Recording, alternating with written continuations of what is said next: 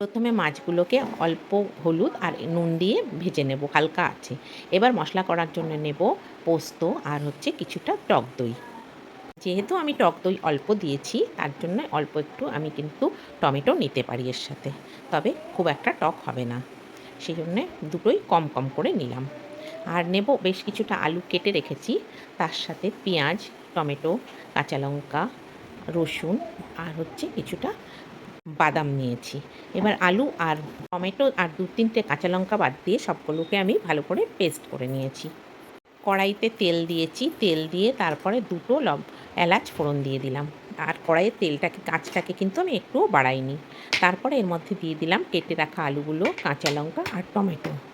সবই কিন্তু হালকা আঁচে রয়েছে, কিছুই আমি আঁচটাকে বাড়াচ্ছি না।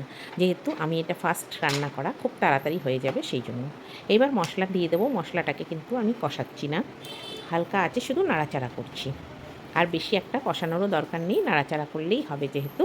তারপরে এর মধ্যে দিয়ে দেবো অল্প পরিমাণে নুন, যেটা আমার দরকার স্বাদ অনুযায়ী। নুনটা দেওয়া হয়ে গেলে তারপরে একটু নাড়াচাড়া করব। আর এর মধ্যে কোনো রকম আমার যদি কাজ থাকে বিশেষ, সেইটা সারার জন্য এটা আমার খুব তাড়াতাড়ি এই রান্নাটা। দেখো আলুগুলোকে যেহেতু ভাজার জন্য আমি কোনো সময় নিইনি বা কষানোর জন্য কোনো সময় নিচ্ছি না, সেই জন্যে আমাকে একটু বেশি পরিমাণে জল দিতে হবে।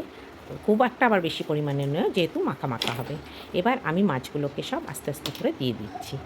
দিয়ে দিয়ে দেওয়া হয়, মাছগুলো দেওয়া হয়ে গেলে তারপরে আমি দিয়ে দেবো পরিমাণ মতো জল। কিন্তু বেশ জলটা কিন্তু মাখা মাখা হওয়ার মতো খুব মাপ অনুযায়ী কিন্তু দেবে। আর এই যে আমি মশলা করেছিলাম সেই জলটাই আমি দিয়েছি, আমি আলাদা করে কোনো জল দিইনি, মিক্সির ধোয়া জলটা। দেওয়ার পরে এইবার আমি এটাকে চাপা দিয়ে বেশ কিছুক্ষণ রেখে দেবো, 10 থেকে 15 মিনিট। এই 10 থেকে 15 মিনিট কিন্তু তোমরা তোমাদের সব কাজ সেরে আসতে পারবে।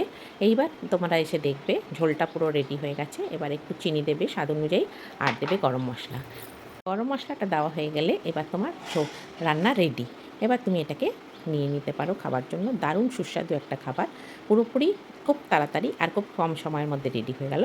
তোমার এটার পেছনে একদমই পরিশ্রম খুব একটা করতে হলো না।